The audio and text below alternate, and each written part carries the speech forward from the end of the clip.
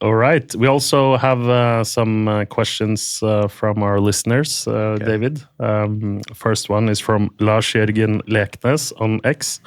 He writes classical versus chess 960. Oh, hey, Lars.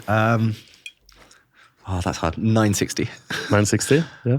As long as I have some time to think on the clock. Like I normally online, I play like 3 minute or 1 minute 960, and then it's hard. 1 minute 960. I play wow. I play 30-second 960 quite a lot on my phone. Really? That's insane. Just, I mean, I love Hyper Bullet and Bullet, but I would never be able to play 960 with that time control.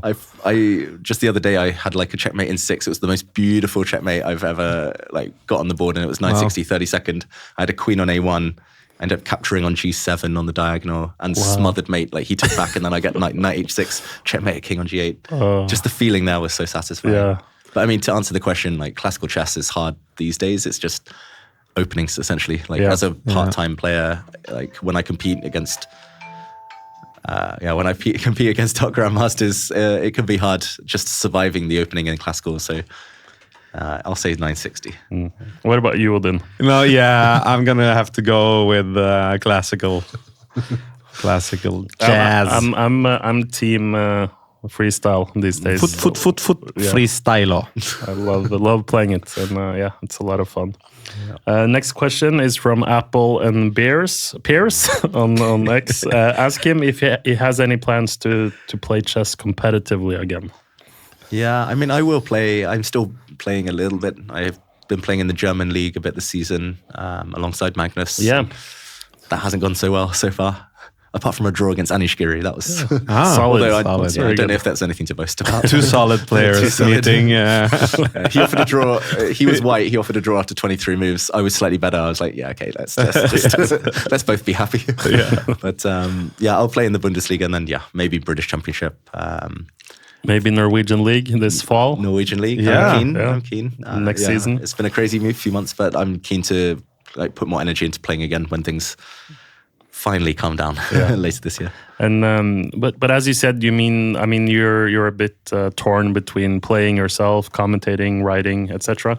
Do you have any other plans or ambitions in terms of doing chess stuff? And you had the BBC show premiering tonight. Yeah, actually, I think the BBC show is one of the things I'm most proud of in my whole career, just being part of it. I've never felt so high as when we were kind of in the deep of that whole process.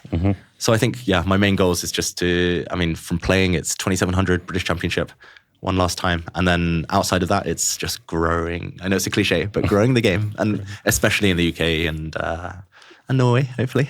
What about what about streaming? Have you considered doing that? Yeah, I finally popped my cherry with the streaming recently. Yeah.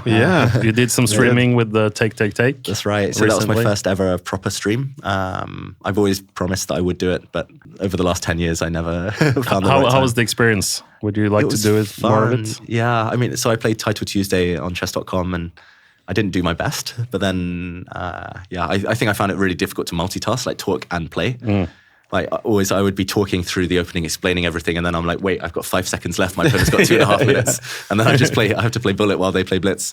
But I'm open to doing it again. Like it was really fun. I played some games against Gotham Chess afterwards, and nice. Nice. It would be nice to get like a series going, like grudge matches, or not necessarily grudge, just fun matches, against friends, against anyone really. So if people are there for it, I'm happy to do it. It's just nice. It just depends. Yeah, I'm sure many people will want to see a stream. Hopefully.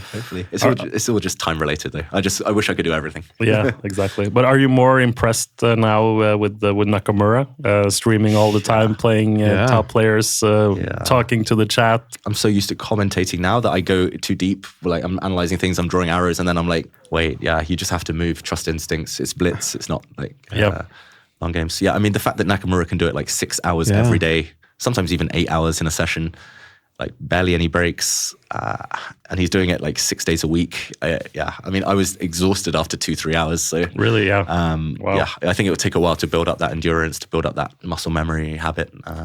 He did say, I think Nakamura, I heard in some interview ages ago, it took him nearly 2 years to get used to like to get to his normal blitz level while streaming. So Wow, okay. That's interesting. yeah, so we'll see. Yeah, long journey. Long You journey. can talk to me and Odin about the chess stamina if you need any. I need the experts, the expert advisors, expert opinions. We also have a question from, this is a cool name, David Spielman on Instagram. Sounds like a grandmaster. Is Englad opening really a good opening or just like the cow, bad? Englad?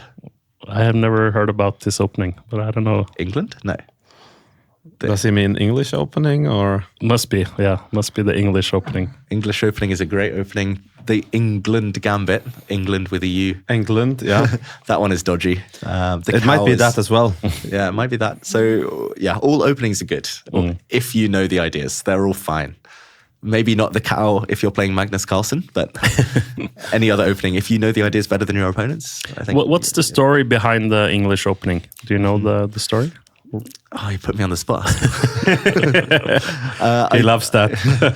I think it's related to Howard Staunton. So this is the English opening with 1c4. I think it's because Howard Staunton, who was one of the strongest players of his generation, strongest player of his time, like unofficially. So he played c4 a lot. This was in the kind of mid-19th century.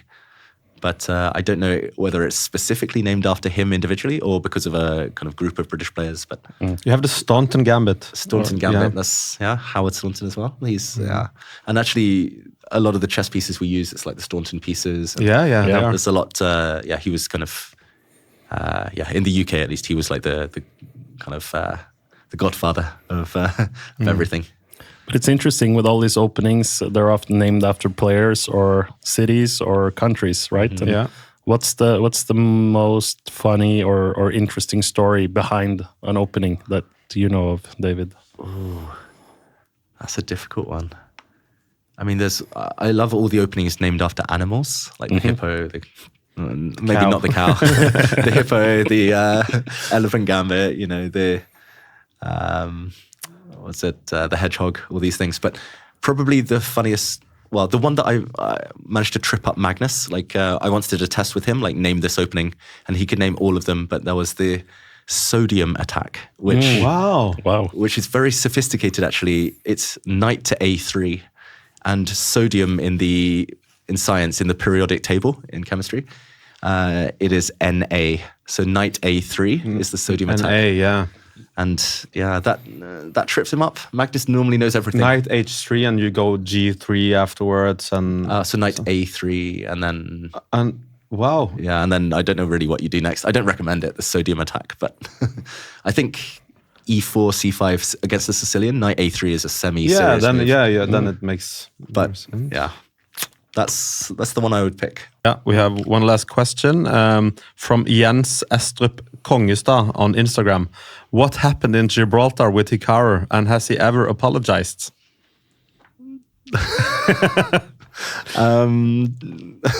We haven't spoken about it, me and Hikaru. I don't know. I mean, there are clips out there of me talking about it from years back, pre-pandemic. No, essentially, we've just played a very long game, and I think we were both just tired and emotional afterwards. So, yeah, it's all in the past. But I managed to draw a very long endgame from a losing position, and I think he was a bit upset that he was at the time on a winning streak. He was on 6 out of 6. Yeah, and I think just the year before, Fabiano Caruana had got 7 out of 7 at the Sinkfield Cup, so he wanted to like match that streak and go further. So I think Hikaru was just frustrated, but yeah, it feels like ancient history. It feels like another lifetime ago. But yeah, me and Hikaru, we're all good. We're all good. We hung out in Weissenhaus. I interviewed him a couple of times. So that's good to hear. That's good to hear. And he has a follow-up question, not related to that, but when is he going to sign with Astralis? I don't know if he means you or Hikaru. Is Astralis an esports team? It's like an esports team. Okay. I mean, I think Hikaru has an esports team now. All the top players have signed recently. So probably you. Are you going to sign with Astralis? I'm open to offers if anyone's listening. From Team Astralis. If just send me a check with 6 zeros on it or 7 zeros at the end, and we got a deal. But I'll take 10% of that. But no, it's nice to see the top players signing with these esports teams. it's another avenue that we can explore. And I guess you guys will be talking about that come the summer. Oh, in, yeah. the Esports World Cup. Absolutely. Yes. Looking forward to it.